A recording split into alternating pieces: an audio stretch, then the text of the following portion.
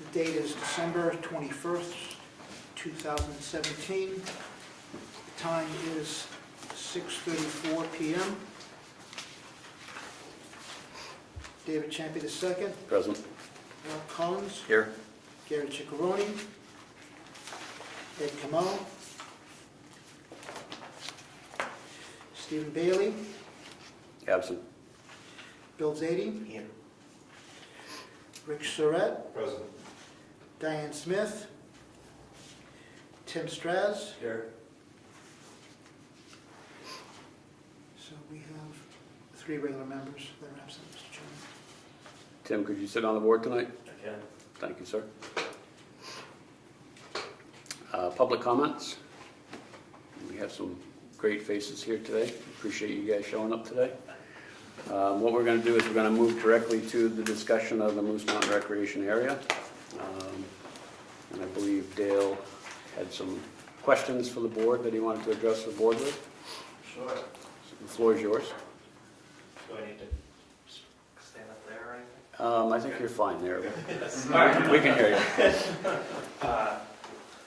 So I'm prospective buyer on the Moose Mountain recreational property, and I looked through the zoning and I was wondering if you could explain what the purpose of that specific zoning is, what the intent is, and what the town hopes will become of such a use. So that was voted in by the town as recreation zoning for Moose Mountain. Just sort of a comment about your question. I think that there's a limit on what we can add beyond what's written in the zoning, or anything that we add verbally carries 0 weight, Got it. right? Because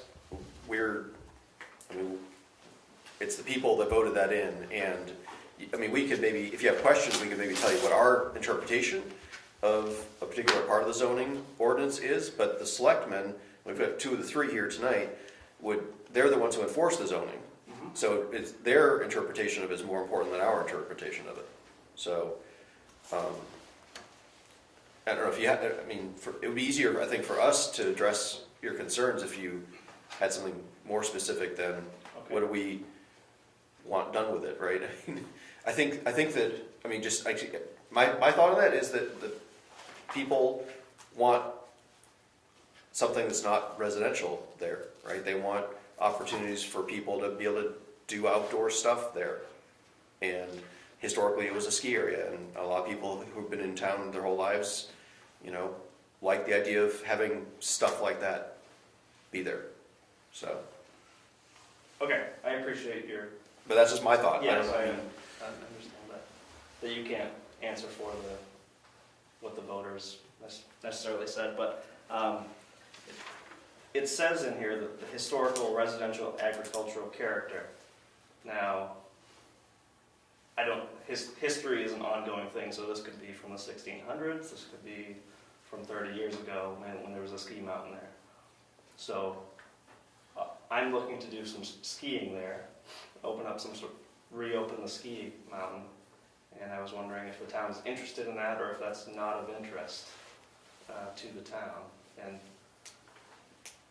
if it is a ski area, I claim that there should be probably some place to stay. I can cite many different mountains around that have places to stay on the property where people can stay overnight and go skiing for 2 days in a row. But I see that that's not permitted, and I didn't know if we had any, how did this come to be, or why that is? Yes? I can give you some history on it. Okay. The ski area, Moose Mountain, was in agriculture recreation when it operated. It operated on a permit every year.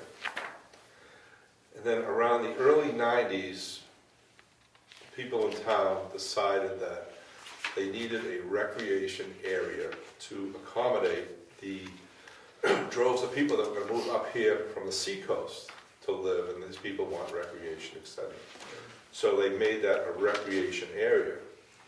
And it sat there until Bob came by and really put it to use and made a recreation area out of it. I think that and people were happy to see that.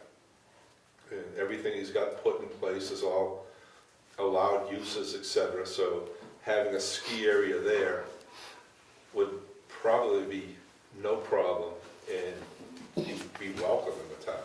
Okay. How did those the uses come about? Were those all voted on individually? All worked out, yeah. Okay.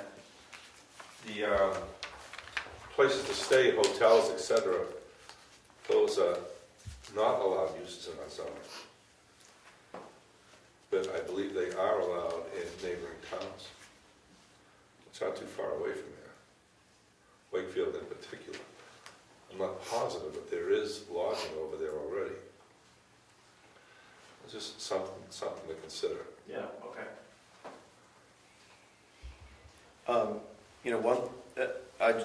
Lodging is one of the prohibited, non-permitted uses that's listed in Appendix E for the rec zone. I don't have any intuition about how people would feel about it, but it's easy to get a proposed change to the zoning ordinance on the ballot. I think it's 25 signatures from registered voters, and there's a process Yeah. that's relatively straightforward, and it'll get on the ballot, right? So I think that the deadline for this year is passed probably, right? I don't know what the deadline for a petition warrant article is. But, I mean, you could easily write a petition warrant article that said, I want to make hotel, inn, and lodging as a permitted use or conditional use, whichever way you wanted to go, as part of in the rec zone, right? And 25 signatures and a public hearing that this board would run, and you're on the ballot. Doesn't mean it'll be voted in. Of course, right. And it doesn't, but I mean, it's relatively easy to change the zoning, Right. as long as the people support the change. So, All the zoning in town, it's not our idea. All our zoning is the one article. So that the people vote on. Yeah. Owner-occupied B&Bs are allowed in this town. Just point that out. I'm sorry, aren't? Owner-occupied B&Bs are allowed.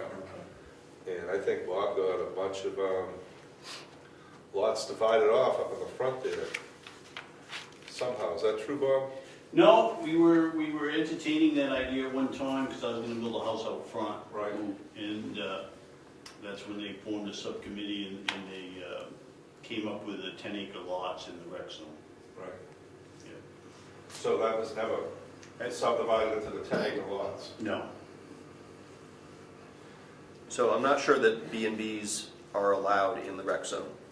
Right, but I don't think that, it doesn't look like they are, just glancing at the permitted uses, but portions of the rec zone could be petitioned to come out into residential agriculture. He could also see a variance from the ZBA Yep. on that one issue as well, correct? yep.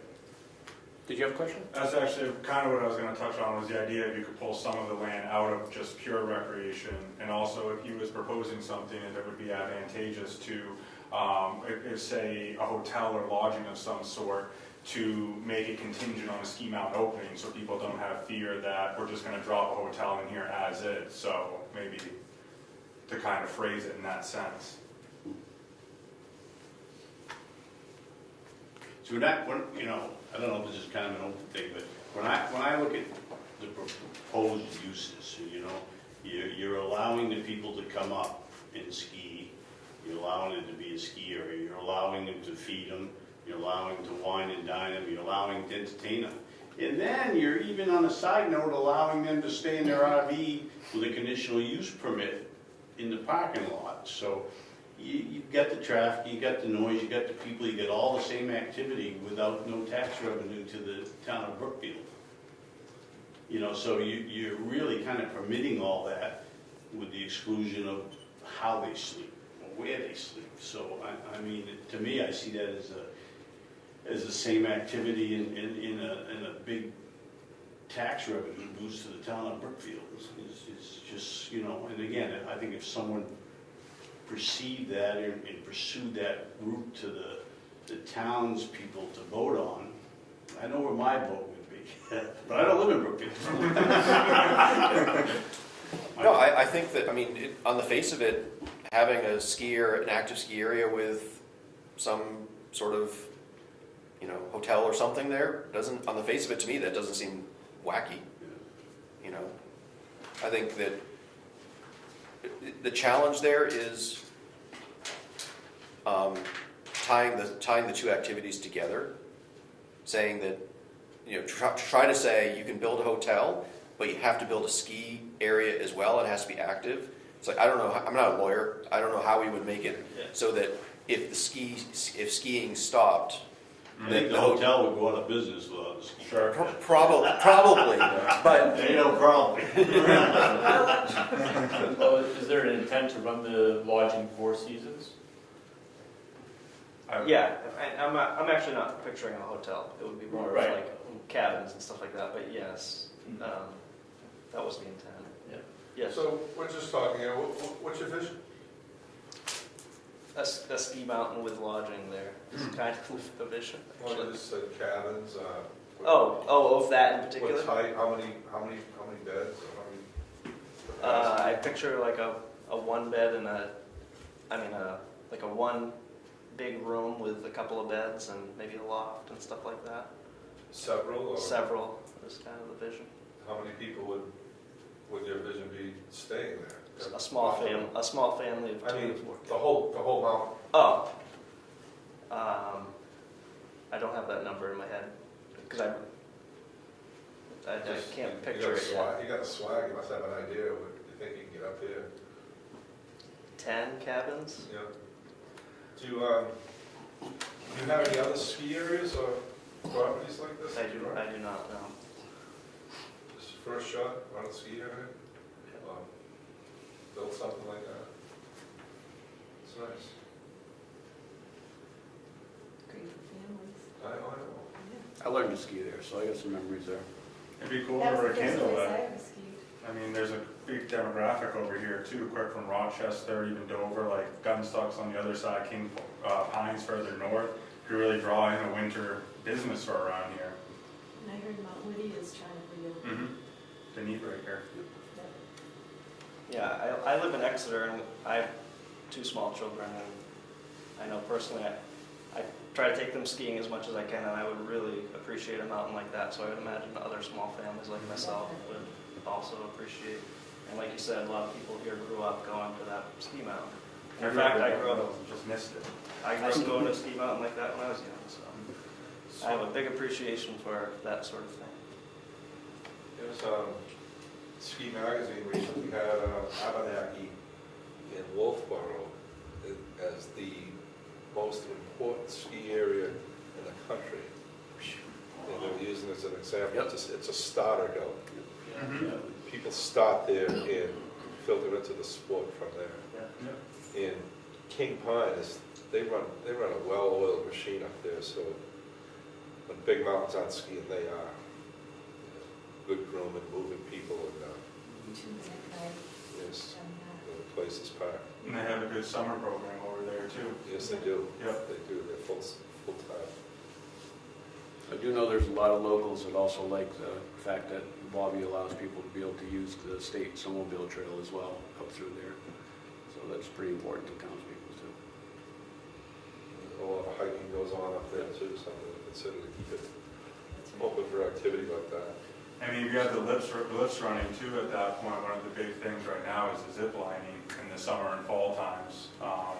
That creates, that's what Gunstock's been doing right now, and I know they have a pretty good boom in that in the summer. Bobby, do you own all the way up to the top? Yeah, so there's a lot more ski mountain there that was never developed by. Yeah, I said, Oh, yeah. I took him up. Yep. River ride.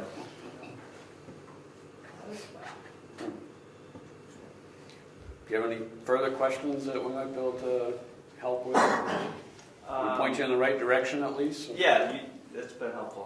One quick thing that I could have asked Bob probably, but say for example, I was I had a bunch of trees that I cut down and I wanted to sell them, and would I have to get a permitted use? Would I have to apply for that permitted use if I was gonna sell them on Craigslist or other? So if it's not professional log, do you still need to get a timber permit? I'm guessing the selectmen probably know better, but I mean, there's timber tax, right? I mean, if you're gonna cut down trees, there's a tax for that. Yeah, I think it's a 10 cord threshold, anything over 10 cord you have to file. I think it's 10 cord you have to file the timber tax, and it's really kind of a small change, but. So the tree was an example. I mean, there are any number of things that could be done as a side thing, I guess I'll call it. But would each one of those need a permitted Let's use? just cut down a tree here or there. Sure. Well, To clean up the. I think that my guess would be that anything that's incidental to creating the permitted use that you're gonna do, or the conditional use to get approval for, I mean, if you're gonna cut down trees to put in, put in the skiing, right, of course you can sell those trees, right? I mean, maybe there's a question of how you can sell them. I don't know, I'm sure you can set up where people can buy it at retail or something like that, but I don't know why. You just call Eddie Mason, code enforcement guy. He's intimate with the timber taxes and what cuts down and what doesn't. But the things that you do for real up there have to be on the list, right? I mean, and if you've got other examples, I mean, we can talk about them, but I'm not sure what you're thinking, right? Like, I buy a few snowmobiles and I want to sell those too because we got snowmobilers coming in and out. Right, well, check the list. Use. Okay. Right? I So mean, that would be an official use. Yeah. Thing. Okay. Okay. Thank you. I mean, you think about it this way, the primary use is all about the recreation. And so, and snowmobile, selling parts and selling snowmobiles that's a business, right? And that's, something that would have to be on the list. Okay. Or get it on the list, right, if it's not there. there's also a list of not permitted, right? Yeah, it's a short list. ATV competitions, dwellings, golf course, hotels, motor car racing, motorized dirt bikes, shooting/skeet, snowmobiles, and snowmobile grass drags /water crossing, and snowmobile sales. Right, so like selling snowmobiles is probably, you need to get a variance or get the zoning changed for that. It spells it out, you can rent them, you can sell parts for them, but they, for some reason, The sale of it is a big just the problem. sale of it, yeah. Okay. But this list was put together by a committee a few years ago, and, they just took a stab at it to try to put some framework in place. I think if you make a case for something that's not on the list. I made him nervous. Well, yeah.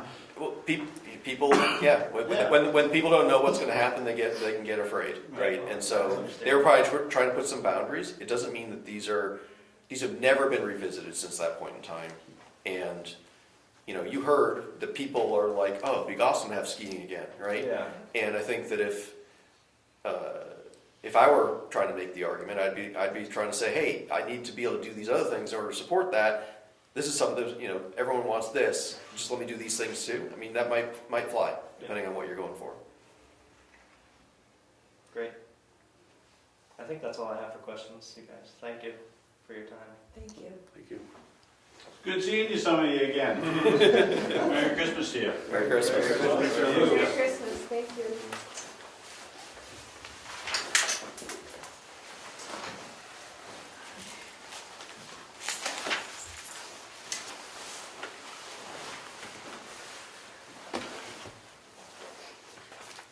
Thank you for the history on that too, Rick. Appreciate that. Thank you. Thanks again, guys. Good night. Thank you. Have a good night. You too, thank you. Okay, so we'll move on to announcements and correspondence. We have a copy of Convene, and this will also be in the common area. This is November's issue. And we also have October's issue here. And the discussion that we just had, we have an email that was sent out letting you all know that he was going to be here today. What was his name? Adam or Dale? Dale Ames. Dale Ames. Yes. Thank you, George. So, ski lifts are Don't talk about it. Don't talk about it among yourselves. No, I'm just wondering, like tax-wise, those are taxed, like we get taxed on our buildings. Are those part of, Improvements to property are taxed. and so the towers and whatever would be part of that? Yeah, but No, I'm just thinking about, you know, any improvement to your property that's permanent. and lifts and things like that are considered permanent because Bolted. they're cemented to the ground. Okay, that was my only thought. All right, get that. Be careful. Yeah. I'm just thinking about lower taxes. That's all. Dream on. We'll review the possible and possible approval of the November 16, 2017 minutes.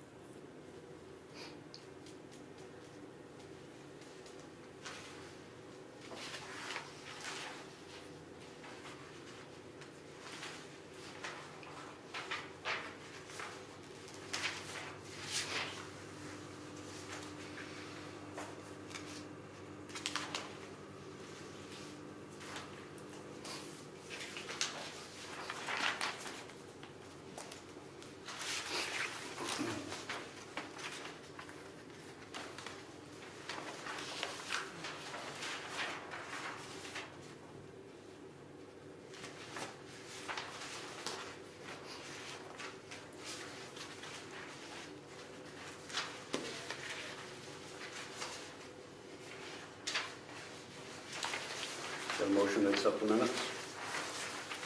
Mr. Chairman, I move that we accept the minutes for the meeting of Thursday, November 16th, 2017, as written. Do I have a second? Second. All in favor? Aye. Aye. Opposed? Motion carries. Say.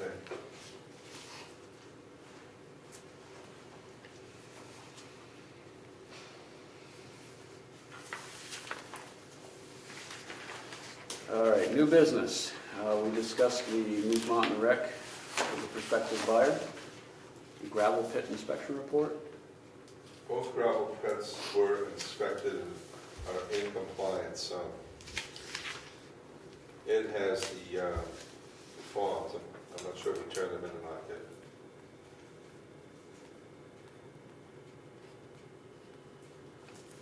Thank you, Rick.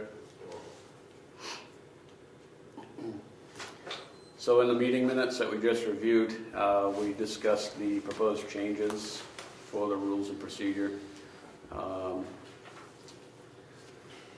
And George has gone ahead and given us a document here that has the proposed changes.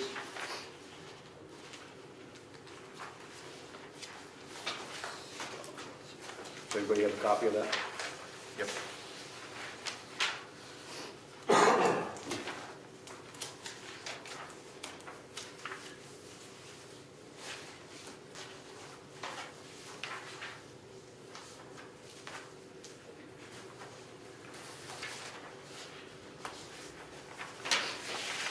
We'll just review that briefly.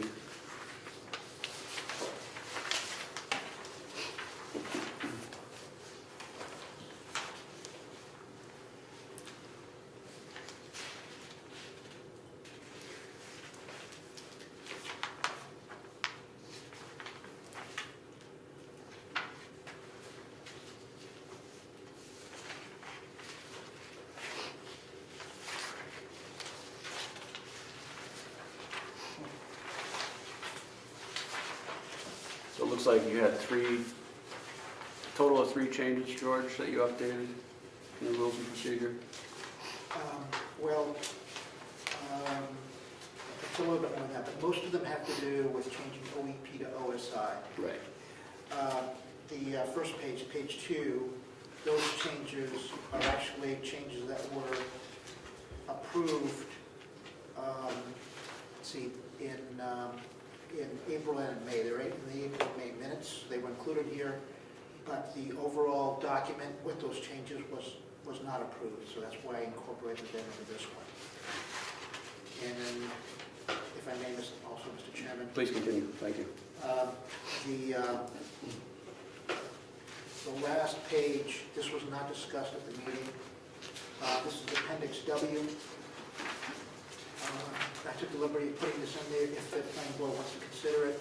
This is for the recurrent activities for the planning board. I put in there for November, develop a new planning board budget.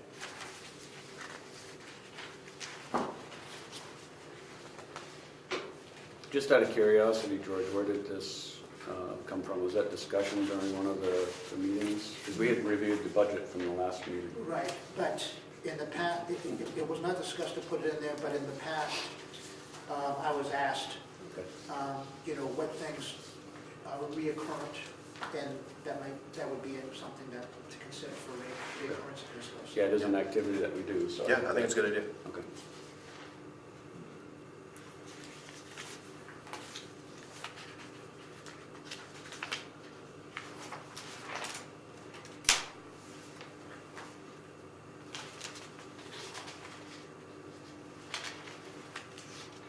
So what's the first edition, Appendix C? Notifying mortgage holders? The first change, is that what you're asking, Rick? So Appendix A and B, there was a change from 15 days to 21 days, based on the new RSA, I believe. Yep. So if you look at, actually, was design review phase step 1, was that 21 days before? I think that was 15, that was and you 15. changed that to 21, so that Yes, I wasn't did. circled. What's Appendix B? So, Appendix A, design review phase step 1, it was 15 days, that's been changed to 21 days. Yeah. And then if you turn the page over to Appendix B, submission of application materials, it talks about submitting the application to the planning board's agent at least 21 days prior to the meeting. That used to say 15 days, so that was the change. And then we had a change to Appendix C to amend all the wording according to revision 674:39A. So that's been updated.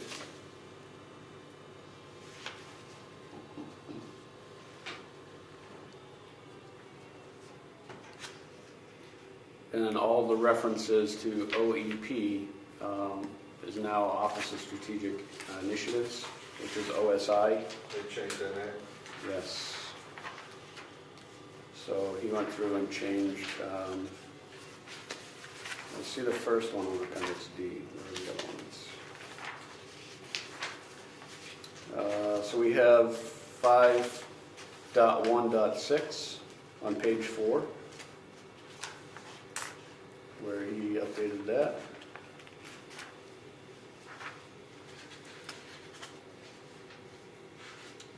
6.4, second paragraph.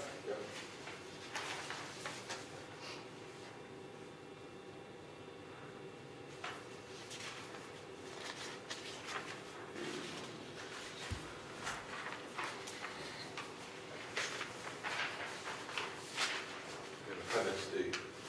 And Appendix D, correct. Thank you. You're welcome. Thank you.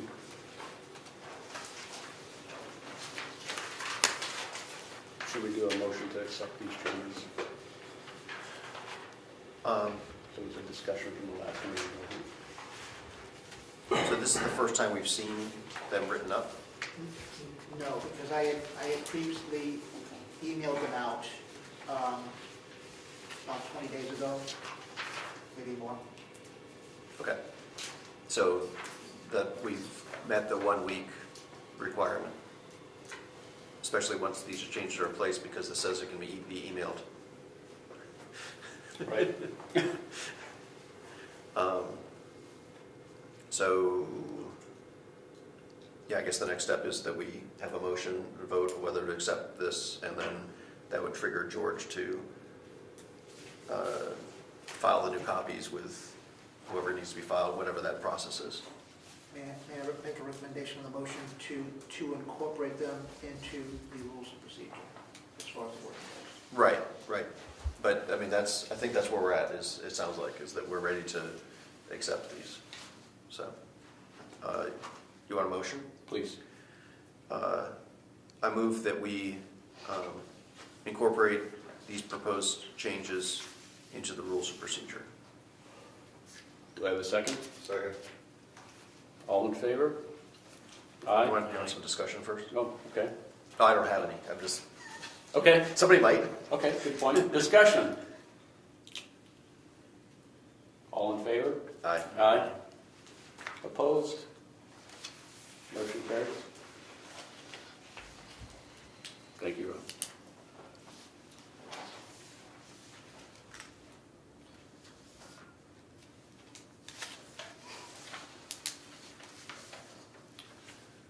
So next on new business is consideration of amending the zoning ordinance in regard to detached ADUs. This is something that was brought up at the last meeting. And I believe, Rob, you had mentioned that you were going to look at the wording. I neglected to do that, but George pulled up the proposed wording from last year.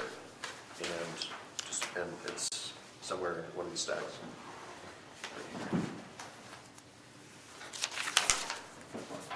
Excellent.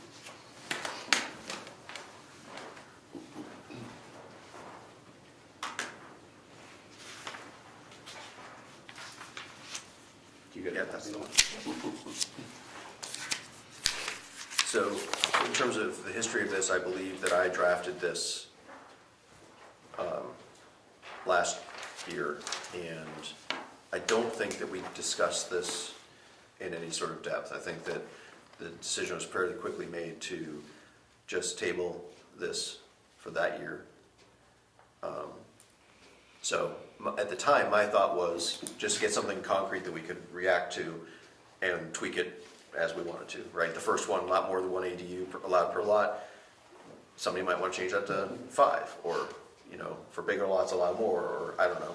So anyway, just my point is that I don't think this has been gone over by the board before, or by a previous board. And, you know, my feeling is that even though I drafted this, I'm not wedded to any of this. I was just trying to get something, a starting point for it. So if people want to change it, I'm all for it, so. Great. Mr. Chairman, I would be in favor of, again, tabling discussion of attached EDUs, considering the tax situation of the town and possible changes in the way school taxation would affect us. I would just recommend holding the way they are for this point, at this point. Rob? Can I ask him a question? Yeah. Okay. So it sounds like your fear is that people would build detached ADUs and put children in them. Does that mean young families? Is that your concern is about school taxes? My concern is there's possible legislation coming up that could change the way our school taxes are administered, Right. how we pay. And at this point in time, I would like to just keep our zoning the way it is until this comes or goes, before there's any discussion of detached ADUs. Right, but you're tying them together. Okay. You're saying the school tax. So I mean, I'm just trying to understand where you're coming from. I'm not trying to attack the idea, but your concern would be that detached ADUs, changing the zoning for detached ADUs would affect our usage of the school. Yes. That's what you're trying to say, I That's think. what I'm trying Okay. to say. Okay. Thank you.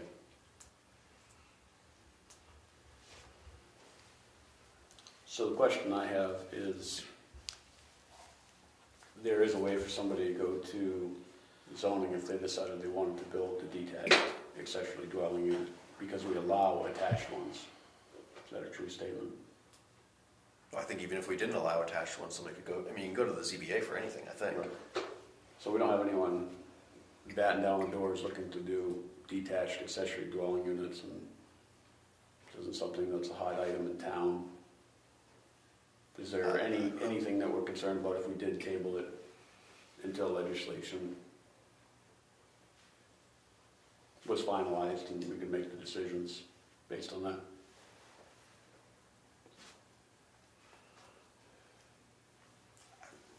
I don't know. I mean, you know, I know no person in town that is itching to do a detached ADU and but not itching enough that they'd go to the ZBA to try to do it. I don't know of anyone who particularly would be using this, but I'm only one guy and I don't talk to that many people. I mean, is this a problem for people? Not that I've heard. So, I mean, to raise a good point, you go to the ZBA, we have no one going to the ZBA applying for it. yeah, I'm not sure how many people know they can go to the ZBA though. Perhaps. People learn they can go to the ZBA when they're told, oh, you can't do that. That's right. Right? And then they're like, well, what can I do? And then they learn about it, right? But I don't know. I mean, my guess is that if we did put this on the ballot and it did pass, that probably a year from now, there would be no new detached ADUs, would be my guess. But you never know. I mean, you know. It's interesting, there's a question in the questionnaire about ADUs and tiny houses. So I thought it was interesting as a public that you're talking about a couple of zoning changes at the same time you're asking the public for input on what they want to do with ADUs and I think tiny houses is in there also. Maybe it wasn't, I thought it was. Well, putting something on the ballot is a great way to get public's input. Then strike it from the questionnaire. Well, I mean, anyway, maybe if we do put this on the ballot, then yeah, I mean, you could take it off the questionnaire. Fair enough. I mean, I've got a kid, and if if my situation were somewhat different, you know, I'm hoping to keep her around in town or near town, and, one option would, like, if I still had a barn, my barn hadn't burnt down, I, could be thinking, hey, I could build an apartment there for her. I mean, because she's that age, she doesn't want to live under the same roof with her parents, but she also doesn't, I don't know.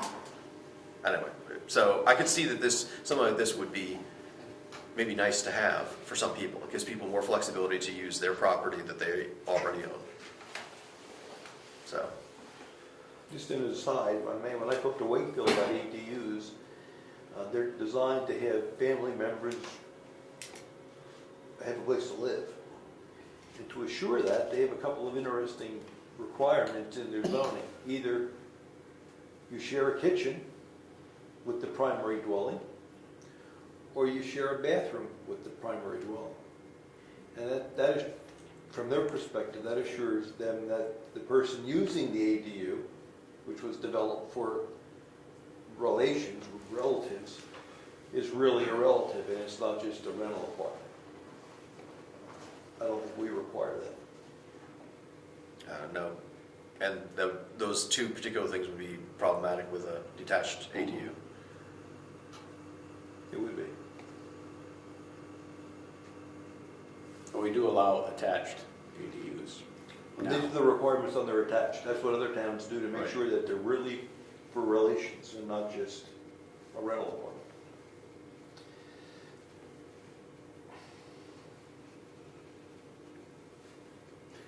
So I think at this point, do you have anything you want to add at all to the discussion related to ADUs?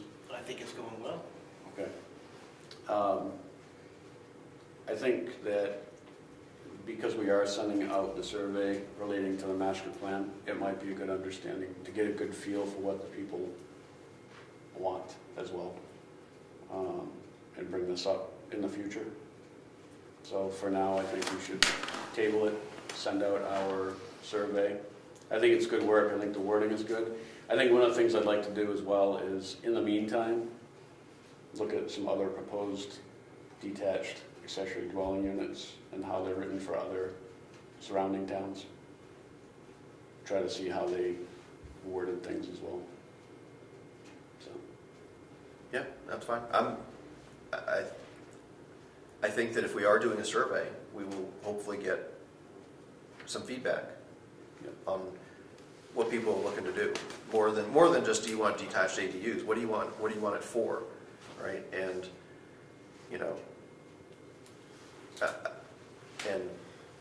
where in town should we allow them?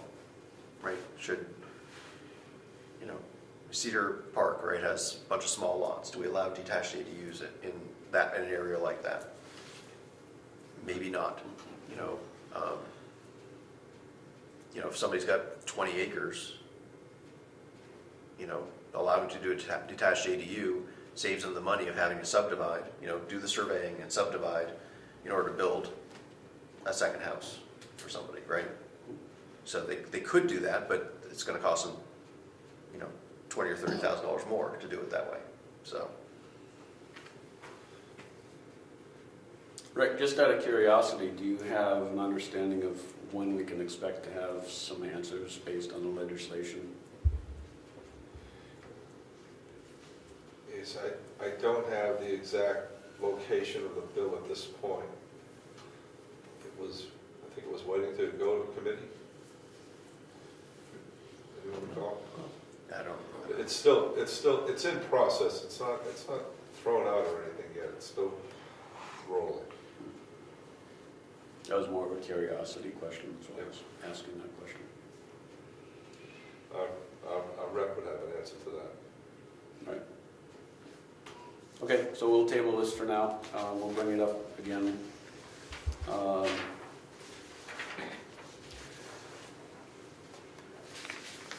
Probably April. Hopefully we're gonna have the questionnaires out and have something. Yeah, I think starting earlier in the year will give Yeah. people a chance to think about it. Yep. Provide input. So, new business E was also relating to tiny houses, and I think we can also table that until roughly the same time, because that would give us a good feel then too. Yeah, I think Ed was supposed to bring proposed language and he's not here, so.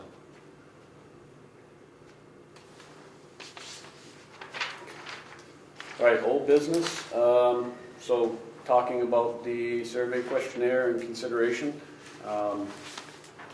My homework was, did you all get the email? I sent out an update as of today. I apologize. I wanted to give it a final once over before I sent it out to you guys. And I think I did it in November, end of November. And today I said, oh, I didn't send it out. And just decided to do a quick review and send it to you. Sorry about that, thank you. Yes. Good. 6 o'clock. Good. You had time to read it? I did. All right, just like the healthcare bill, right? You gonna sign? All right, so one of the things that I tried doing, I think the reason why it took me a little while to get it out to you is, we had talked about trying to categorize the questions in the survey, and there's a sheet here, the Brookfield Master Plan sections. What it is, I went into our master plan, I just copied all the sections and put it down on a piece of paper. And my concern with trying to categorize these questions, there are some questions that we're going to be asking that would answer multiple areas of our sections of the master plan. So in that case, we'd end up asking the questions multiple times. So I think that going forward, I think it would be better to all of us review these questions, hopefully finalize some survey questions that we can send out, and then put them into categories based on the feedback we get back. Does that make sense? What's the plan to distribute this thing?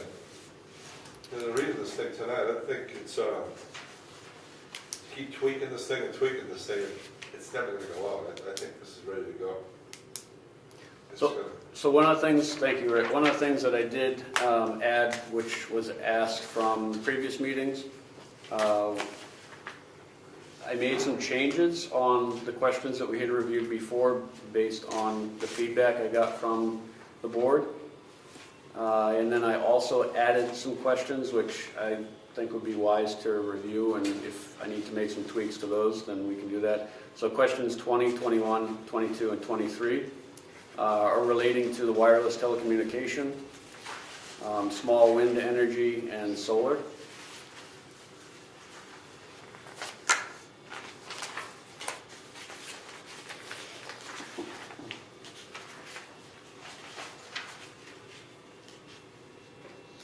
So I don't know if we want to take a look at those now and maybe come up with some, either finalize the wording or make some changes.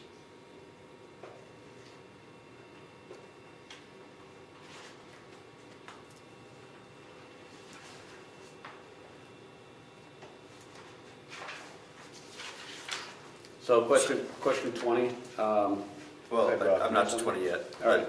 On question number 2, Sure. we ask a question, yes or no. B is if yes, give us more detail. I'm not sure how to do this, but maybe add a C. If no, find out more about the no answers.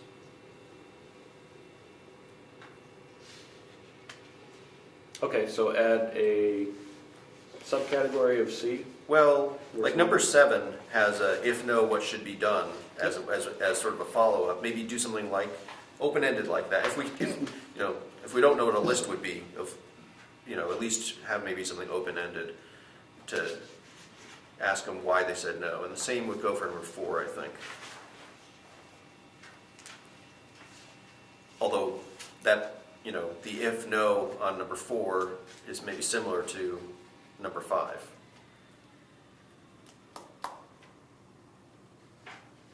But maybe you'll get different answers. I don't know. Right. I mean, we could basically make 5 category B and say what changes or improvements. If no, what changes or improvements would you make to make? Well, 5 asks people that said yes, also what they'd like to improve. So I'm just, That's true, yeah. but you could have a C, you know, for C, if no, why not, or something. So each one of those should have a yes or a no.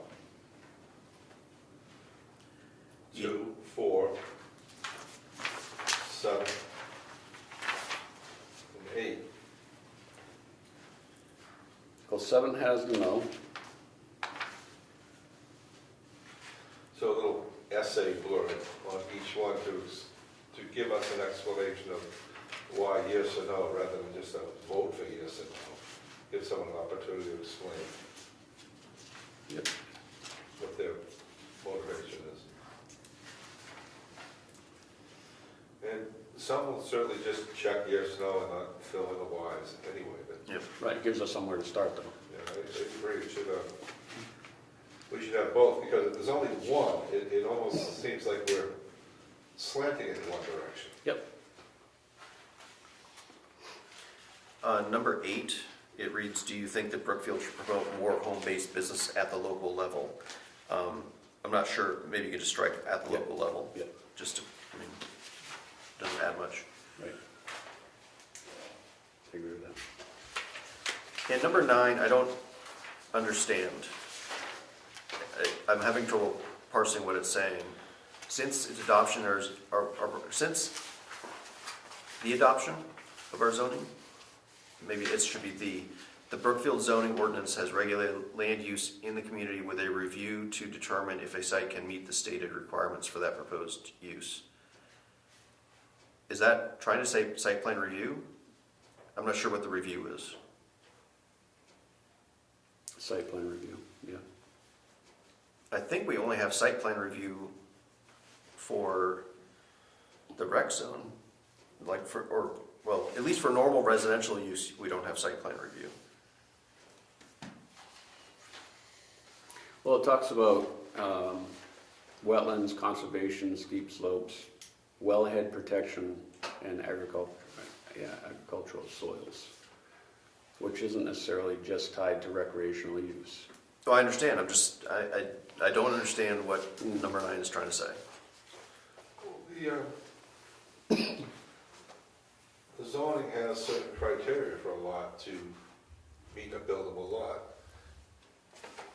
And it has all these things, conservation areas, wetlands, slopes, wellhead, soils. So it's not really a site plan review, it's a review of a buildable lot. Whenever you have a lot and you want to build a house, you need a site on there to build a house. So since 1961, we've been looking at that. That's how I take it. Maybe clean up the first sentence leading into that 1961. But I don't think it doesn't strike me as a question on site plan review.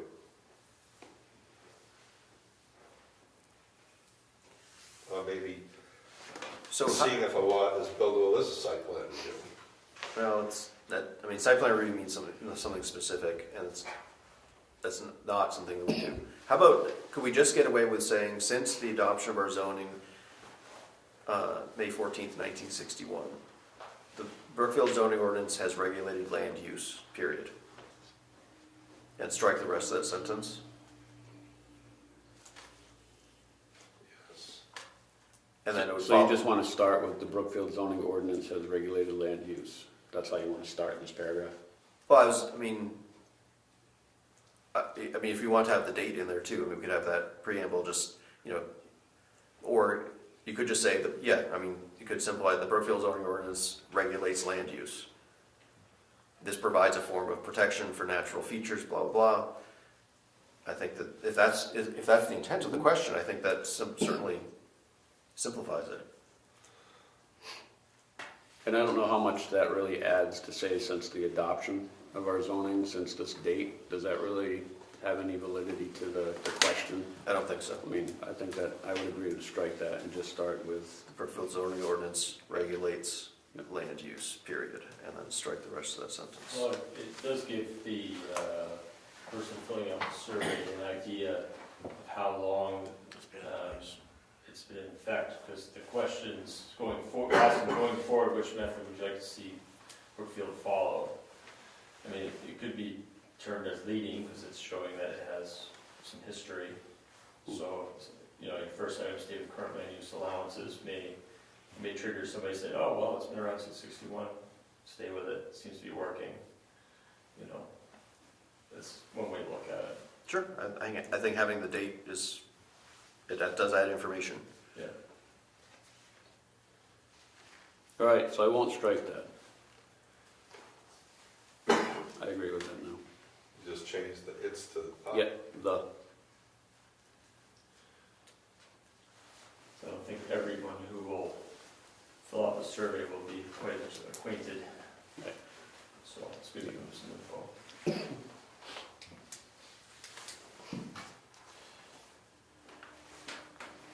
Rich? Can I go back to number 8? Absolutely. We allow home-based businesses. I think we have an opportunity to hear from the residents about their experience with home-based businesses and which ones they don't like.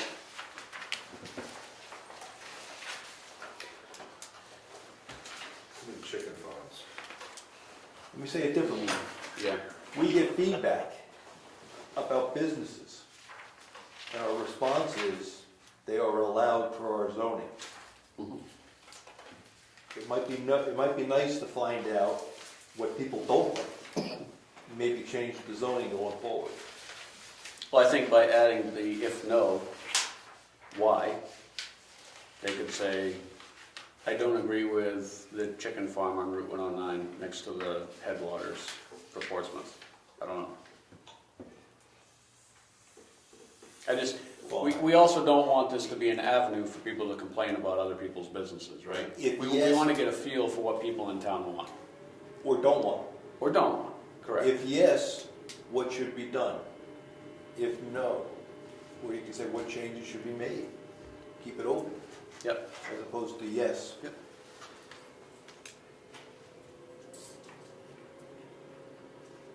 Yeah, in my neighborhood, there were definitely complaints with somebody who was breeding dogs about the noise, the dogs barking all the time.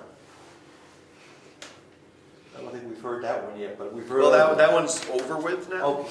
That business ended, but that was a few years ago. You could hear that? Was that a nuisance? I'm far enough away, Yeah. but the people that are right there, it was definitely a topic of conversation. Oh, I have no idea. But that was a few years ago. It's And then down to number 9. All current use regulations are governed by the state.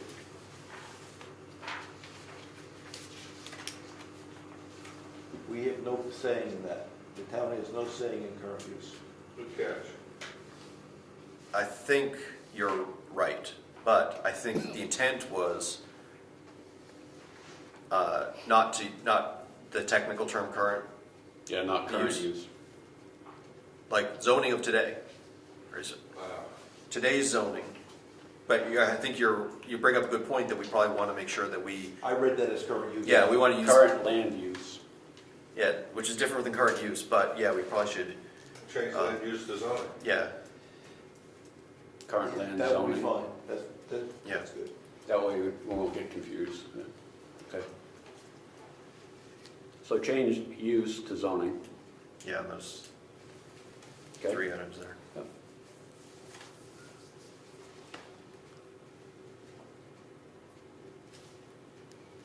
Yeah, we don't want other people to get confused with that.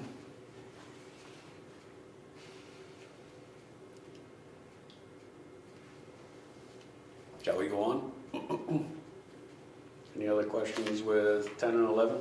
Concerns? 10 comes right up into what we were talking about previously, so that's good. Yep.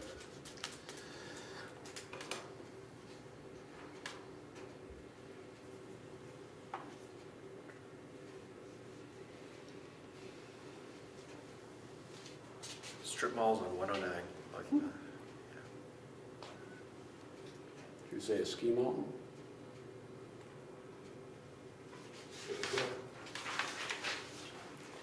Rich is giving me the evil eye over there. Shaking his head.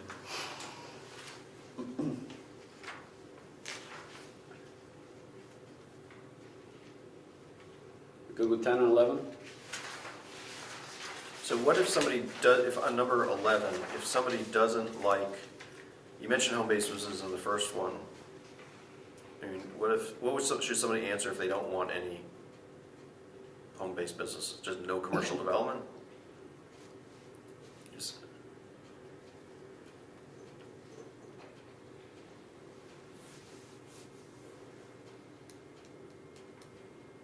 Yeah, maybe there needs to be another item, no home business, or no business development. You need to give the extreme, I think, in that one. Yeah, because There's no way to answer the total. the opposite of home business. Yeah. Yeah. Okay, so I'll add another, below no commercial development, I'll say no home businesses.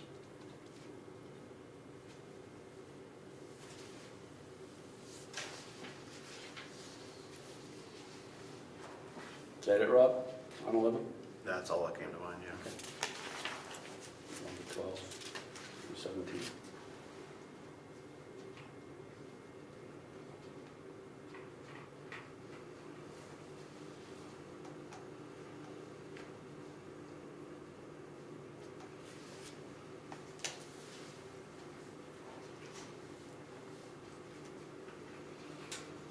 Number 13, what do you envision somebody answering? What kind of range of answers would you expect for that? Because reading that, I'm thinking your most common response will be potholes or something like that. Mhm. Means Could be, it's a transportation concern. You could have blind corners, blind driveways. No buses, Pardon, Rick? no buses, public transportation, Mm-hmm. no light rail. that's what I was, that's what I thought it would bring out. No subway system. Maybe swap Airport. 13 and 14, use 14 as your lead into, Navigable waterway. Yeah, that way gets people thinking about. transportation, yeah.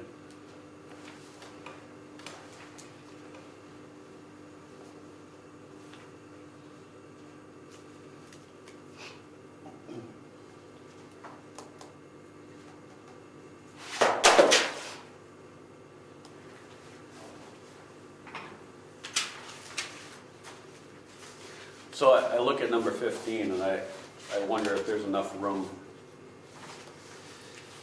If we should have lines that people could fill in there. Do you think there's adequate spacing there for them to fill out what they expect to see in 10 years? Additional space on the back of the last page. I didn't know if that would be your last question. That's a good idea, that will leave space. Take it right here. Thanks, Tim. I bet smart guys are on it. Oh, huh?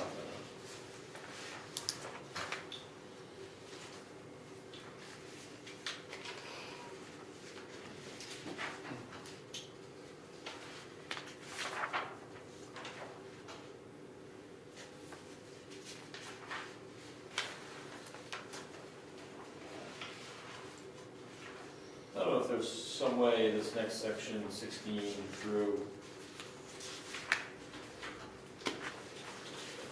seems like it needs a heading. You're kind of changing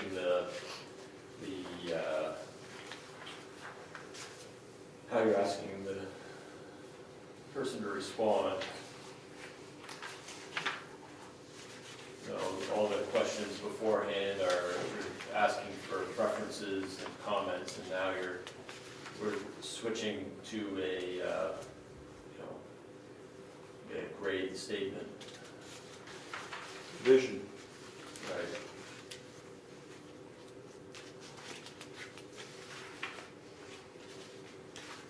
So could we have a lead-in paragraph that says, what would be your vision for the town of Brookfield?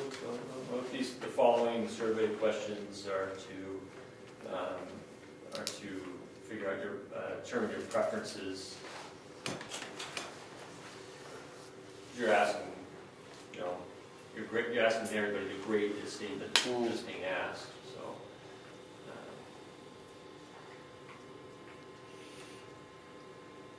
These are all the statements that you're gonna have in the spreadsheet and go, look at a graph and everybody's gonna either be going one way or the other, or it's gonna be,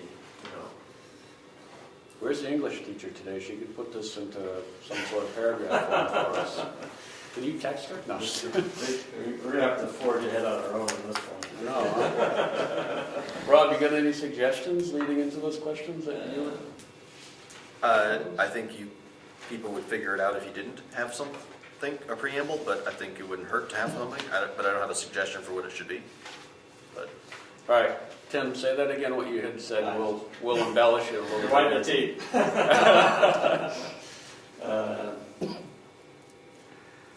I would say maybe in this next section, we're looking for your preferences to the following statements. Please answer, please select one item or something for each statement.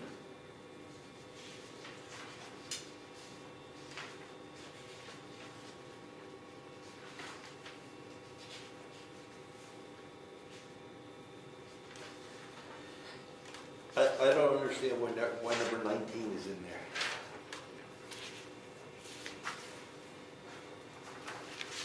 Because it was on the last questionnaire. It's an answer. I don't think it belongs there. Because you could ask about a road agent, you could ask about Yep. a whole host of employees that the town might want, fire chief. well, you could change that question to be, check the boxes for the ones you think we should hire, and list That would be more generic than, 10 kinds of positions that we don't have. that would be more appropriate than just pick out town administrator. I'd leave it off too. Give it. Just all together, or should we have something? I'd just blow it up because small town, 600-700 people, need to hire more people. We're running okay. Again, that was carried over from a previous survey, so that's why it's there. One of those previous surveys. where- And I do agree that you are kind of Brookfield was singling it known out. to Be invaded by all the seacoast people that want to live up there. Blow it up, I would. it's out of there? Everybody agree with that? I'm fine. Okay, it's gone. So 16, 17, 18, all have a point of view that you want to agree or disagree to. I mean, another approach to those would be, basically, get rid of the word promote, like from, we should promote commercial growth, right? To something like, what should we do about commercial growth? And then you're ranging from strongly promote it to strongly discourage it, or something like that. Rather than, because 16 looks like our only option is to promote or not promote commercial growth. We actually could try to suppress commercial growth. It's just a survey. Excuse me? It's just a survey. What's that mean? Well,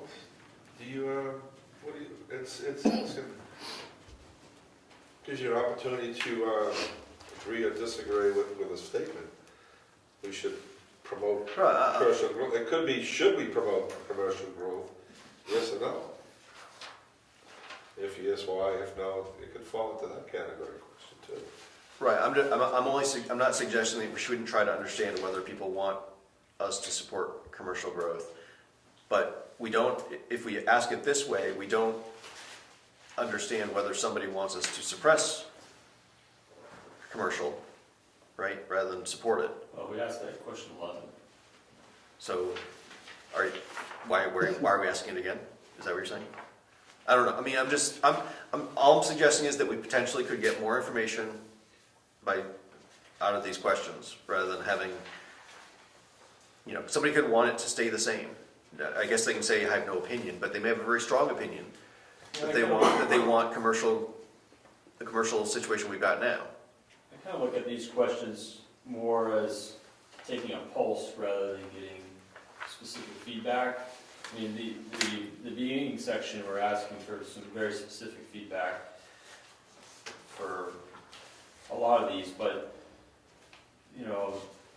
I feel like this section is more well suited for, somebody's not nearly as well informed about some of these issues that we're asking in the beginning. It gives them an opportunity to provide their voice. I mean, somebody may read number 11 and just be like, wow, there's just a lot of options and I don't really understand some of these. When this really simplifies it for them and we get their input. I hear you. I'm not suggesting we make it any more complicated, just that No. commercial, do you want more, the same, or less, right? And Well, rather maybe than, somebody who is a strong advocate for commercial growth and they'll strongly agree, then there might be somebody's like, well, I'm only interested in certain things, and they give, okay, some that's ingredient. fine. I'm just, 16 does kind of ask the same question as 11 in a more abbreviated manner. Right. I think the good thing about as being the people putting the survey together is we can use 16 and 11 and compare to each other, whether or not they're kind of in line with each other or not. Are people misinterpreting question 11 and answering it differently than 16 or vice versa? Kind of presents a bit of a check or a trend. If they're together, everybody's no development, then we have a pretty definitive answer that that's the direction people are leaning. If it ends up being in the middle, then obviously it says to me that we need to have more discussion with people about their feelings on this, because they don't know which way they want to go. yeah, I think that number 16 is problematic, at least in isolation, because I think most people in town think that we don't have anything commercial in town. How about asking it the same way 20 and 22 are framed? Just right. Support commercial growth. Strongly agree, disagree, have no opinion? Support agriculture growth. Yeah, I think that would be sensible, because promoting means that you're asking the town to take a stance versus yourself, where do you stand? So 16, I'll strike, we should promote commercial growth and just keep, support commercial growth. Like 20 and 22. Yeah.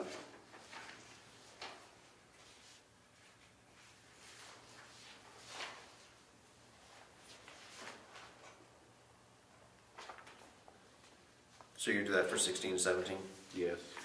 So 18, we should attempt to manage residential growth. So I think I know what manage means in this context, but I interpret that as stop it, minimize residential growth. Is that what is intended? And if so, we maybe want to just be more explicit. Or Already managed, we have zoning. Right? yes, we do. You're absolutely right. But Maybe this is another support question. yes, I think that having it reflect the pattern that we've set up is not a bad idea. So I'll strike, we should attempt to manage and change that to support residential growth. Yes.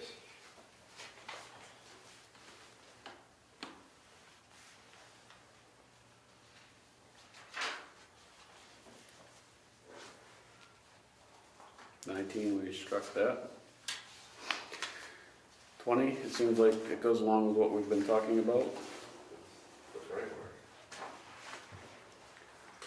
So 21, I put in as part of the telecommunication. I had contemplated making this like 20A as part of 20. I'd like your feedback on that. So 20 was support wireless telecommunication. 21 is minimize the visual impact of wireless telecommunication towers. They could have, so minimize the visual impact they could have to the surrounding community using co-location, camouflage, and screening techniques. So this could look really sweet if we just said, support visual impact of wireless telecommunications using camouflage screening techniques. Go with the format here. So minimize, just put support. Yeah. Yeah, I would straight it. And if the town wants wireless communications, then we go down that path you discuss. Do you want it visual, do you want it camouflage, do you want it whatever? But the question is, do you want wireless in town? And then the next step at a public hearing would be. Gotcha. How do we mitigate Gotcha. the negative sides of it? Yep. Yeah. Yep. All right, strike 21. That's my opinion. I agree with that because you're asking for more detail. This is really to get the feel That's of right. what the townspeople want, not asking to pass judgment and their opinions or. Right. So on number 20, I'm not sure that I know or people in general are going to know what wireless telecommunications really means. Because it used to mean, I think, just cell phones. And now it means a whole lot, and now and in the future it's going to mean potentially a whole lot more. Well, it's television you can talk into, telecommunications. Well, maybe, Thanks. well, that's a good question, because are we asking about the technology, or are we asking about the physical footprint? I think if people thought that they could get rid of cable by supporting wireless, then they might say, yeah, I want that because I hate the cable company, or I can't even get cable, so yeah, I support it. Whereas if they're thinking, my cell phone already works, why do we need more of it, right? If that's what they're thinking, that wireless telecommunications means cell phone, maybe they feel like it's good enough, but if they think that, oh, well, 5G, they don't know that 5G is going to make it so that we need a lot more towers, but it does a lot more for us, right? So, The wire is going to disappear. when? Yeah. 5G. most likely. 5G. All you'll have is power cables at that point. That's all you'll need, Yeah. in theory. Bury them if we can. Oh, it's going to be stripped. There's just going to be one wire up there. All right. And Elon Musk is going to invent wireless electricity anyway, so we'll be all set It's with that. called lightning.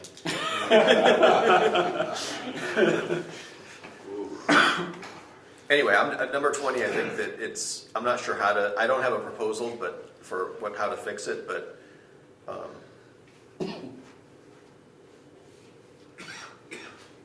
Cell towers, radio communication towers. I think it can sit there. I think people in our town will understand wireless telecommunication, but I'm going to give him that one. I get what he's trying to say. Yeah. Is I'm wondering if it needs, because we're asking a lot of definitive things about housing, energy, whether this is asking kind of about a technology without directing it towards how it could impact the town as far as if it had a physical presence. We collect the data, it might be useful. I think it's missing one word. Yeah. I think we should say infrastructure, I agree. because that really tells you the systems, the towers, the Right. Within the, brick and mortar stuff that's going to go up to support that wireless telecommunication. And I think that's what people would be more concerned about, as opposed to, if I turn my phone on, does it work? That clears it. Add infrastructure. Yeah, That's what we're I mean, that's what we're talking about. Yeah. it's probably the best we can do. But if somebody is thinking, a 400-foot cell tower, that might not be what 5G is, right? 5G might be on a telephone pole, right? And So somebody, you know, our survey may come back and say, no, we don't want cell towers all over town. And, you know, we just need to not interpret that as, Well, you know, different style of infrastructure. as maybe a okay. snapshot of what's currently available right now, I mean, really is what, Right, but we're trying to plan 20 years ahead. I know, but you don't know what's 20 years ahead. I've never been upset or offended by a cell tower that I've seen in my lifetime, but I've been pretty pissed off when I haven't gotten signals a few times. So, Yeah, you're not looking out your window at a cell tower, though. Yeah, well, I'm pretty impressed with the camouflage cell towers. Yeah, so you if have. someone cut down some trees, I'd be happy to look at the cell. I'd rather have the sun. Yeah. Yeah, some of those camouflage ones up in northern New Hampshire have a 700-foot tree in the middle of trees that are 150 feet. Oh my gosh, it's like, you see this, yeah, you see this wave of treetops, and there's one gigantic top, you're like, that's not a tree. Unless it's a sequoia. All right, so I will add infrastructure Good. at the end of question 20. We're striking question 21. We feel that that's something we can discuss if it gets voted in. Support residential installation for small wind energy. Any questions with that one? Changes, suggestions? Move on to 23. Yeah, I think maybe you want to follow the pattern of wind energy and include the word small or something. Or person. On 23? Yeah.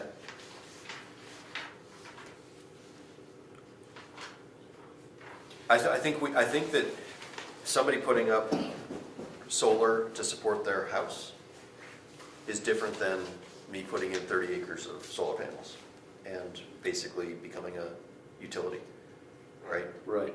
So I think the intent of the question is probably somebody who's doing it for their personal or residential use or something like that, not commercial use. Well, it does say residential installation. Support residential installation. I understand, I have a house there, it's residential, All right. I don't know, I mean, All right. I don't know. I mean, my home business could be, you know, solar energy production, I suppose, right? Could be personal. Personal, that's what I was gonna do with it, personal residential.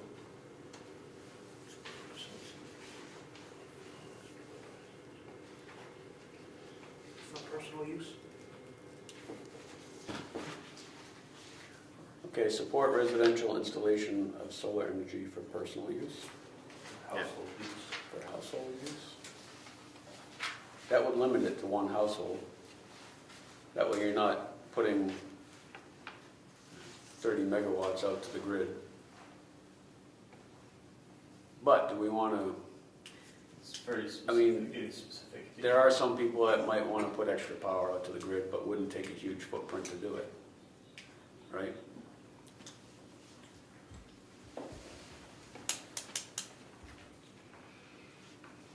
All right, so support residential installation of solar energy for household use. Yes, no, Yeah, Okay. sounds, Personal use. for personal use. do you want to use the same wording on wind energy? Or is small wind energy, Small wind energy for personal use.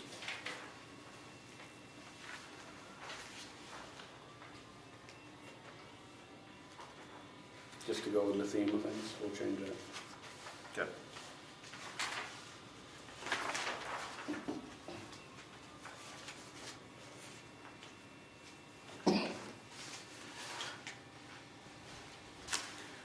So between 23 and 24, I feel we're kind of switching gears in between there, because we're asking about Town services. current services, right? So it might be another spot for Tim to come up with some language. to- Right. Yeah, I would strike 24 and 25, and I would say, do you want a fire department? Do you want an ambulance? Do you want your own police department? That's what you're asking.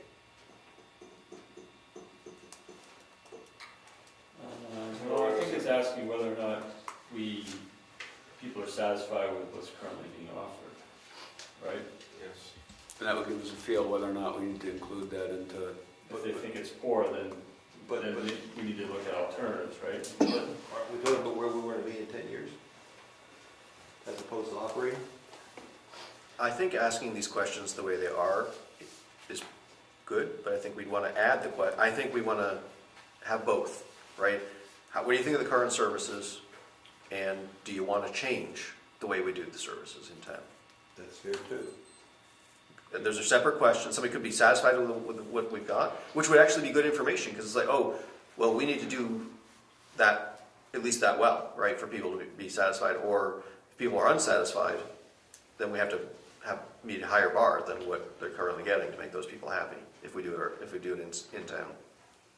Well, these questions as is just help us measure what the consensus is. Summer road maintenance, winter, it's not.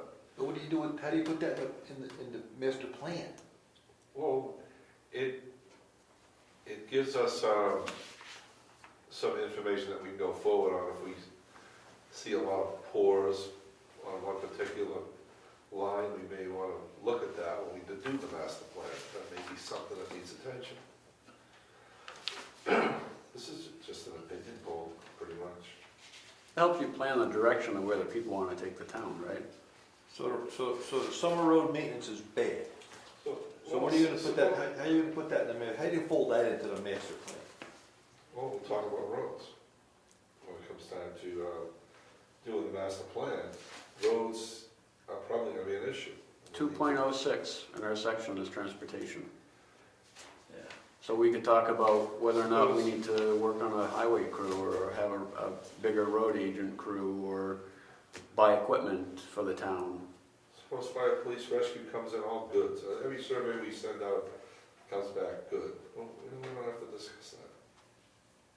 So I wanna push on you a little, that means there's no vision for where we're going in 10 years with respect to the fire department, because everything's good today?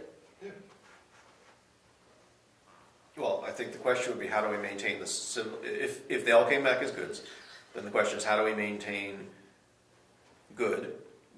current service levels in the face of whatever growth we think is going to happen in town? Okay.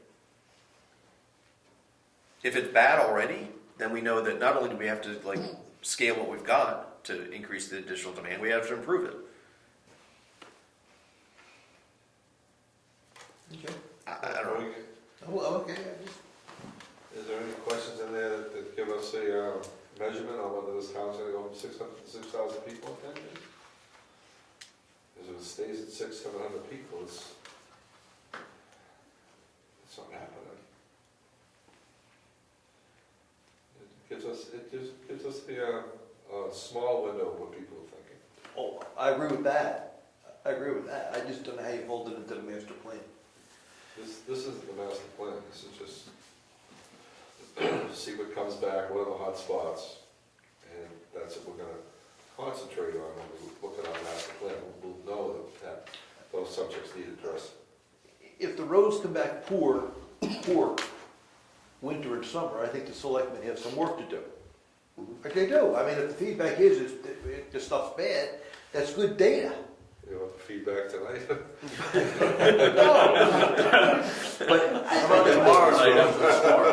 But how do you put that into the master plan? That's my point. I mean, it is good data, there's no question about it. Well, the thing is, the way it shows up in the master plan is if we say, oh, well, whatever we're doing isn't working, or it's not scalable to whatever we think is going to happen in the next 10 or 20 years, and okay, well, now we're going to have to build a fire department. Okay, well, that means we need to build a building, we have to have land, we have to have equipment, we have to have staff. Yeah. You know, that shows up in the master plan. Yes, it does. Right, so it's input, right? I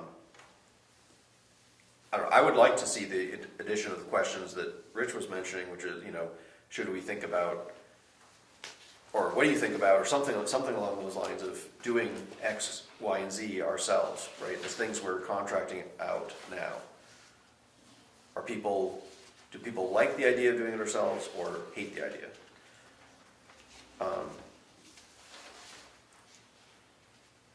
And also on these questions, one other separate thought would be maybe add a fourth option. Winter road maintenance, good, adequate, poor, maybe have it be too good. Some people might want to spend less money on some of these things. That's correct. They may think that we got a Cadillac plan and we don't need it, That's correct. right? So maybe a fourth option that would capture that might be helpful. Somebody might want to check that. Well, then you need a fifth one, deplorable. Doesn't poor capture that? No, because there's worse. Okay.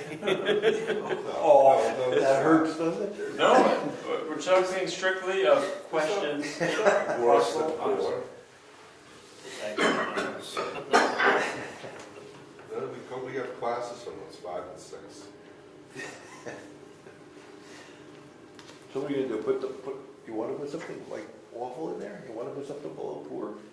Well, I mean, Well, I think- my suggestion is having a fourth option which is not analogous to the three that exist. Yes, no condition.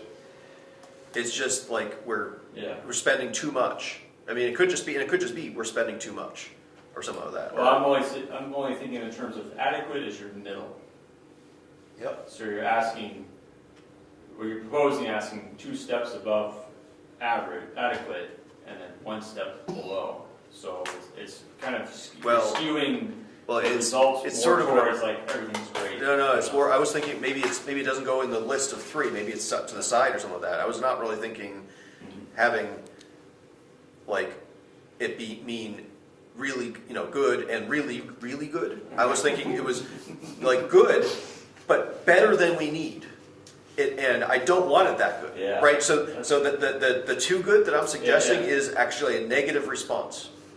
We're doing it wrong because presumably we're spending too much money I get. to have gold-plated streets, right? Gold-plated potholes, That's right? That's a difficult question to ask in this format. Does that, if everybody responds good, or do you then go back to them in a forum and say, is it too good? Or if it's poor, is it too poor? Or maybe as good, good. Maybe if somebody checks good, then maybe like next to it, there's an option for checking too. Not only is it good, it's better than we need, right? Right. And so they can, so if they check good, they can say yes or no that it's better than we need. Yeah, I'm just wondering if that's a discussion rather than, as a result of this. I think we want to keep this simple. But I think it's pretty simple for someone to say yes or no that they think it's better than we need. I don't think that's a complicated question. So you're saying add a category, say, Comment. No, I just on each of these, where it says good, adequate, and poor. On good, then have a follow-up question to the right of it. That's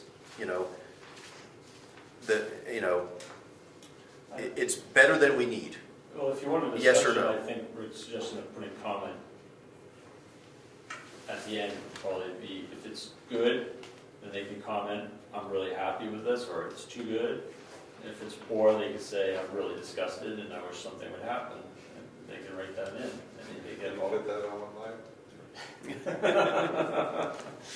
so I guess the question I have is when we get all these surveys back, who's going to go through and fish through and create categories for all these different comments we have?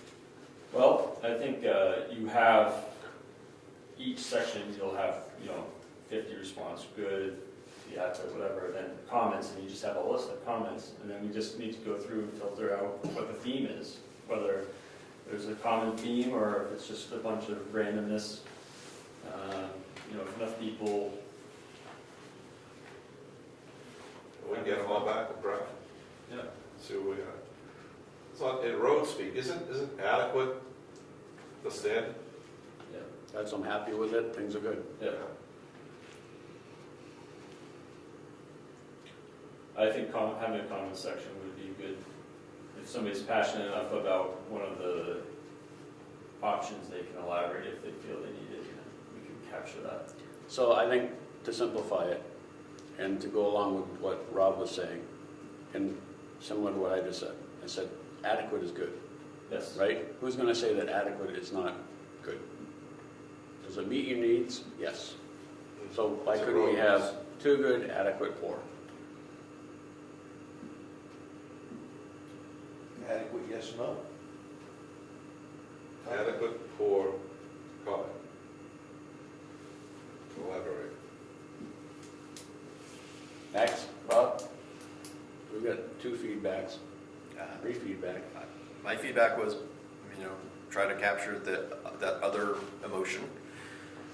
And there are some suggestions that we might capture that, right? So I'm okay with any of the options that gives us that. Too good. I'm a simple guy. Too good makes sense to me. Yeah. But if you want to provide a comment slot for somebody, It's, Or- it's You true. might get some comments for too good. That could be a high negative. or you want to have, or you want to have, good, adequate, poor, and other, and please specify if somebody wants to say, or something. Any of those would capture.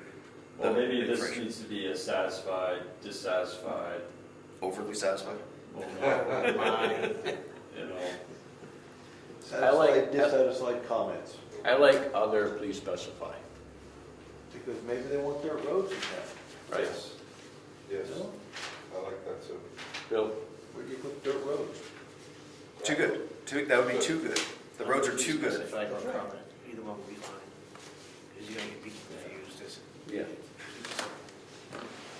or dirt. They should send this out in June, right after the first grading. Mud season. Oh, no. So I'm putting down other, please specify with a line where somebody can, if they feel we're overspending, they can put the comment in there. Where they can comment. Yeah, that's good for all 4 or 5 of those, right? Fire, police. Correct. ambulance. Yeah, add it to all the categories below it. There's plenty of room. 32 through 36, David. Well, is it okay to ask that stuff, or should it be optional, or? Well, I have no problem with it, but I don't. So most, maybe it's too- almost all master plans that I saw online, they have demographics that they set up to understand the full spread of the people that are answering the survey. So that they can understand, is this a young town? Is it an older town? Is it a mix of the younger and older generation? Because we could send this out, we could have a bunch of 20 to 25-year-olds fill it out, and they're not gonna have the same desire that some of the 60 to 65-year-olds are gonna have.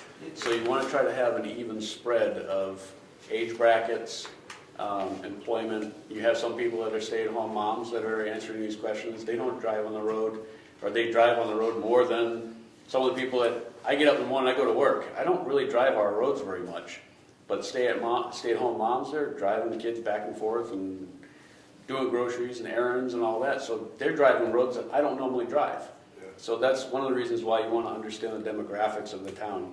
And you want to graph that as well so people can see on your master plan, you want to try to include that to say, master plan was answered by this age group in a pie, this percentage of the population of Brookfield is in this age group. And it just helps people understand who's answering these questions. And along those Good, lines, good questions, good data. along those lines, it'd be good to know the size of the families. We have no visibility into the makeup of families. Right. The ages, we have a bunch of young people coming into the school system, we Oh, have yeah. no idea. Or do we have a bunch leaving? We know that, but we don't know if the population for the school system is growing and what the impact's gonna be on the town. I think this is going to be a one and done, though. Yeah, I understand. That's an ongoing problem. I understand. And it would also be probably helpful to understand like homeschoolers and things like that, because they can turn on a dime. You're right. People, go in and out of homeschooling pretty easily. And the other thing, I don't know what number 36 is, I reworked 36. So You wanna know what's in structure? You want me to tell you whether I think I got a good education or bad education? What do you wanna know? Should- What's the question you want? Shouldn't 36 be after 31? Oh, unless it's asking whether the quality of the education. Yeah, that's what it's intended to be, yeah. It's just in the wrong section. Yep, Yeah. that's- Okay, then that's different. Yeah, Yeah. so, yeah, what kind of education do you We move in, Second grade. question 15 to the back, did we discuss that? Yeah, that'll be the last one.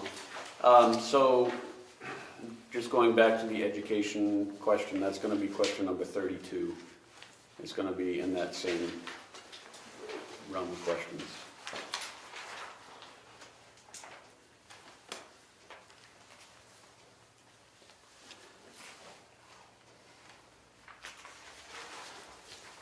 so, on the preamble before 32, the current 32, Yep. I always get this one wrong, so I'm gonna raise it as a question, not a statement. My gut says that this should be insured, not insured.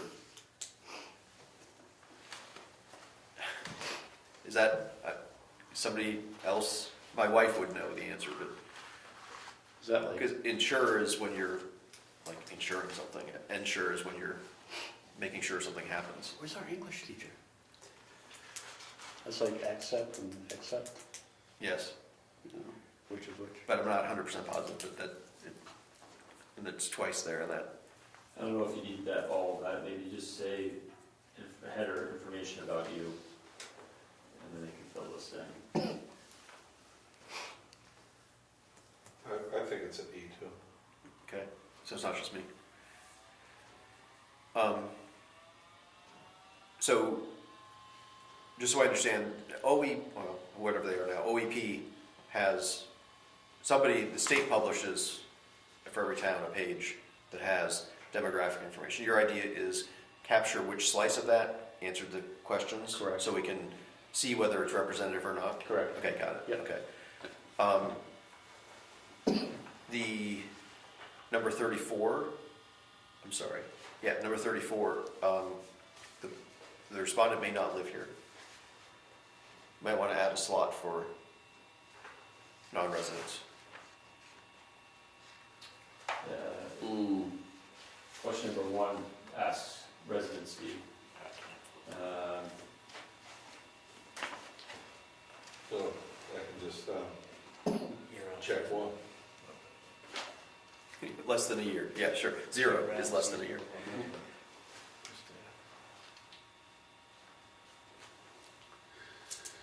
Okay, so going to that question, if you go back to question 1, do you feel that that question is appropriate? How would you word question 34?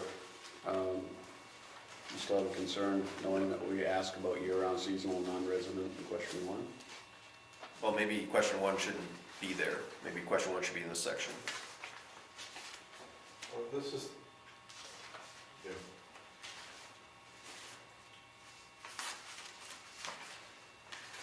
Well, if they're a non-resident, but they've spent 20 summers here, does that count? Yeah, I think it does. I think that's useful information. I'm not sure how to, So perhaps question 1 would go right above 34. yeah. Well, maybe 34 goes with question 1. Yeah, I think question Yeah. 1 kind of sets the precedence for the rest of the board. Yeah. I think maybe question 34 should be question 2, Yeah, okay, that works. because then it explains. And maybe, rather than how long have you lived in Brookfield, maybe it's more of a how long have you been year-round? How long have you been seasonal? How long have you been a non-resident? I don't know. Well, you could take. Non-resident owner? Question Your 1. property?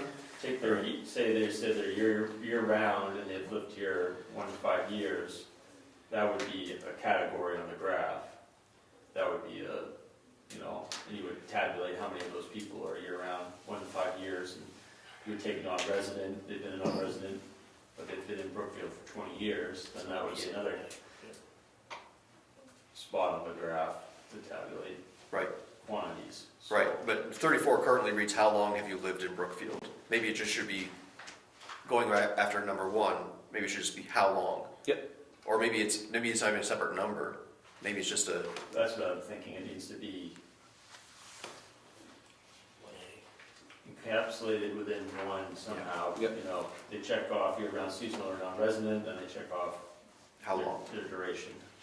And maybe that's what you put, you know, describe your residency in Brookfield, and then underneath you put duration, and then write out all the, I like that. Just incorporate it into one. Yep, so I'll make it 1A, and then I'll say duration with those below. Good suggestion. Good. So does 35 fit in there somehow as well? The rent versus own?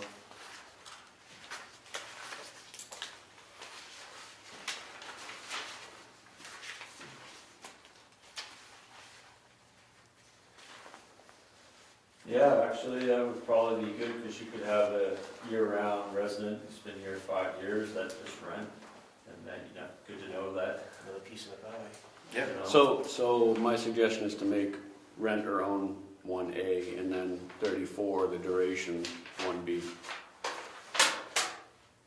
Right, so you're gonna have, question 1 will be year-round, seasonal, or resident, Yeah, and then question 1A would be, do you rent or do you own? And then question 1B would be duration. Oh, okay. That would cover all that. yeah.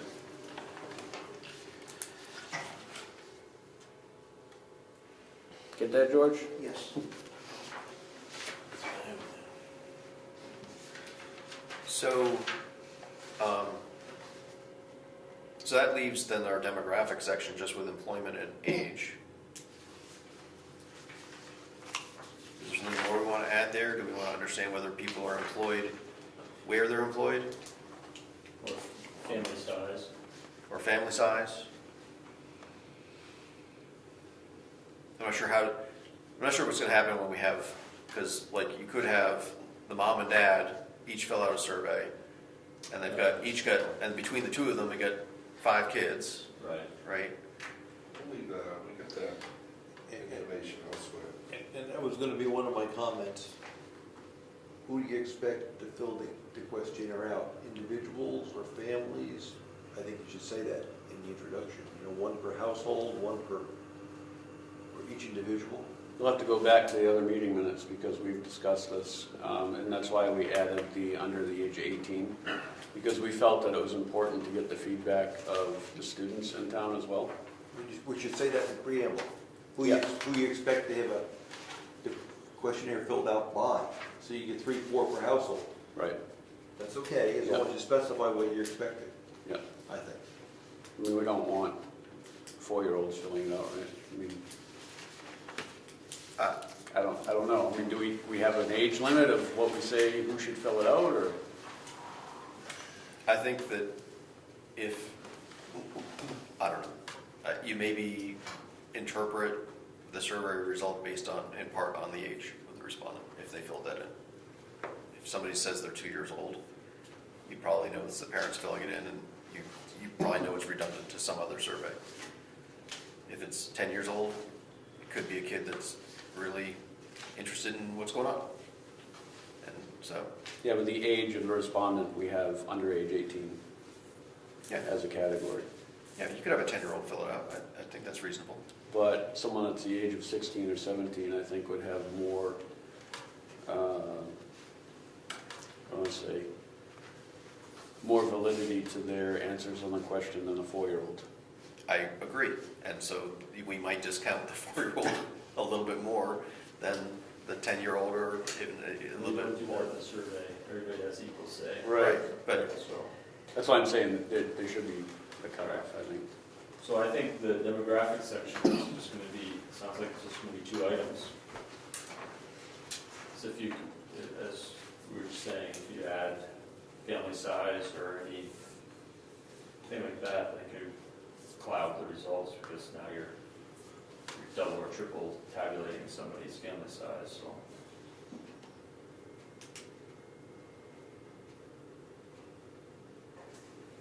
yes. To Rich's point in the preamble, do you have some suggested language for saying who we're expecting? We're expecting Could you just tell them Individuals. what we're expecting, right? One per household, every adult, every person, to set the expectation. I don't want to say that I don't think a 12-year-old or 13-year-old would have clout or feedback based on these questions, but I'm going to say that a lot of these questions are relating to services and transportation as well, and I'm thinking that a 13-year-old isn't going to know how the roads are because they're not driving a car. But they are riding their bike or their skateboard, and they may have different feedback than somebody else might. They might be afraid to walk anywhere because there's no sidewalk. I think we should just let people respond and Let's see what we get. Get it out. I mean, But, let's be hopeful we have yeah, 100 respondents. Let's get Yeah. as many as we can back. and to Rich's point though, is we want to be able to let people know that they can have their teenage daughter or son complete one of these as Say well. all adults in the household. Let them define what an adult is, whether it's 18, Right. 17, How do you police 16. that? Hmm? How do you police that? Now, you can't, that's right. That's right, so why cut it? Bring them all in. Somehow, see, my concern is some houses are gonna give you one for the household, and other households are gonna give you 3 or 4 for every adult. Yeah. So, I can tell you, Collecting- in my household, if you said that one per household, yes, my household would not be happy with you because Right. we agree that we don't have to agree with each other. I understand that, believe me, I understand that. Yeah. I'd be happy to get back as many surveys as possible. I think that's the, So, I think we discussed this in the past, but I can't remember. I've been pretty quiet, but if I received this at my house, I might be more apt to start filling it out pretty quickly if the easier questions are up front. Just throwing it out there. There's a lot of work involved in the first 3 pages, but if you get me rocking on it, I feel like it's pretty important. I get going, and then at the end, I'm like, okay, these are all right. I might be more apt to fill out the more important questions at the end if I can just get through the bulk of it at the beginning. It's just simple, that's all. I might be wrong, but So which section would get you going? the easy ones in the back, you get the The multiple ones choice. with the strongly agree to strongly disagree, or the good, adequate, poor? Anything that I could just start in on that didn't take a lot of thought, so that I could work my way into it. If I had to come back to it at the kitchen table a couple days later, I at least have some thought into it, you know? I mean, I don't know. I hate to bring it up now because we're almost done with it, but. No, I think it's fine. It's just a question of which order the sections go in. I think that's easy. Just ease your way into it like anything I else. think it's a good point because you want to get people, If I pick this up in the mail, I look at it, you know where it's going? I don't know. That, probably with a lot of this, now, I don't mean this to sound bad, I might use it as a fighter shot, I don't have time for that. I just got home from work, I gotta feed the kids and let the dog out. But, there's a couple simple questions at the beginning, Yeah, get people warmed up. get the kids in the bed, you know, get the Simple fire going. questions. Glass of wine, if there's fill it out. Before they get into the essay section, you know. Just saying, I don't know. I think that's great feedback. If I you really do. get a bunch checked off, you're already invested, you less have to put it Right. down. And now you're interested, now your mind's whirling while you're doing other things, what's with the rest of this, and it's really gonna affect the town. Right. And can I be a part of this, you know? That's a good point. I'd be all for switching it. So I'm gonna say, we all talked Slam about, dunks up front. we all talked about 15 being the last question. From 15 on, all of the multiple choice up to question 37. Yeah. I'm gonna put that up in the front. I would actually say 24 through 31 ahead of that section. Because There's more thought to that. you're warming people up right Right, there. there's more thought to the questions, correct. You're asking them what their experience has been, Yes, and then you go to the 16 through whatever, and now you're asking what they want the future to look Right. like but easy questions, yes. and then you finish up with the essay questions, right? Yes. The harder. What does the future look like with the harder questions, right? Thoughts? yes. At that point, you've already thought about it, it's already, the wheels are rolling, so now you Yeah. want to finish it. You're invested, you want to finish it now. It's like a good book. I No, agree. I like that feedback. I mean, that's So good. I think the answer, I think what they're saying is you built it completely backwards. Had to start somewhere. You can't finish unless you You're trying start. to conquer the hard questions first. Yeah, that's all For good. you. No, Yeah. I'm pleased with the feedback. I think that this is why we do this, right? So we want to make sure that when people get it, they don't make it as a 5-star. Everybody walks to the door and they have things they have to do right away. Depends on what's hanging around the house. Right. Guilty as charged. I don't know how many things I've thrown in there, and then someone says, hey, did you get that? Was it an orange envelope? Yeah, right. What are you talking about? That Tobin Bridge bill that they threw on the fire. So we want to massage this anymore, or I think that's really good feedback. I'm hoping that this video can be my sounding board as well as I go through this. I did take some notes, George took some notes, so I think we'll get these whipped up and I'll send you copies electronically. Excellent. Great. Thanks for doing all this work. It's Yeah, I think absolutely. it's definitely appreciated. better than a great start. Yes. So do we have a possible date that we might be getting these out? Or end date? Do we want to put it on the website that it's in the town hall, come and get it, or you want to mail it to every address in town? I think we're going to want to mail it, but also, you know, if we're going to mail one copy, I mean, there's a lot here.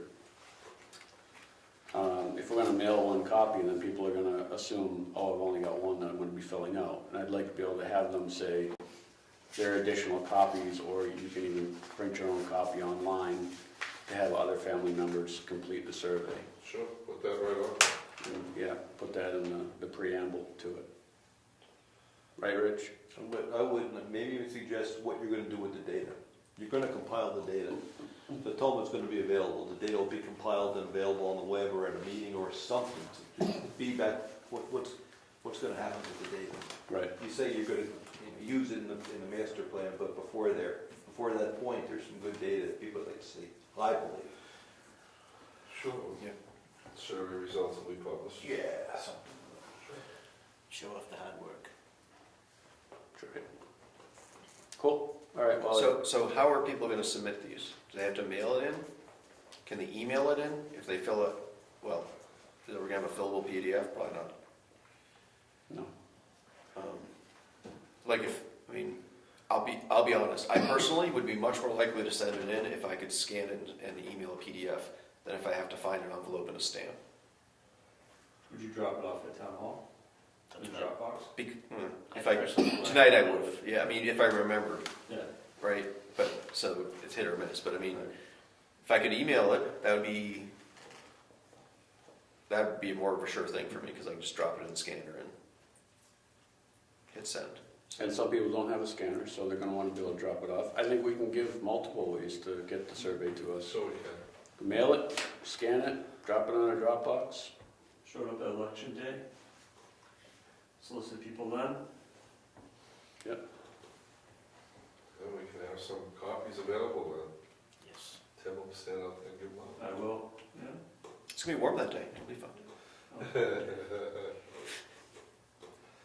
What's it going to be like next week? Like this week, probably.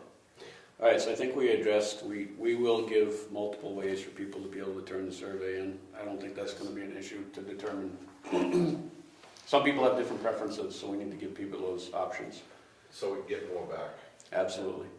Yep. All right, good. I like the feedback, and I will try to get this done, you know, before the next meeting. How's that? And get electronic copies out to everybody. And any comments regarding the survey? Can we move on? Okay. Let's see, public comments, the public left, we have I'm public. one public, I'm public. so, public comments, No comment. member comments, Good job. thank you. Appreciate everybody here tonight, and I hope everybody has a Merry Christmas and a Happy New Year. Be safe tomorrow, when it's supposed to be really bad. And Staying home. good idea. Okay, thank you. Meeting adjourned.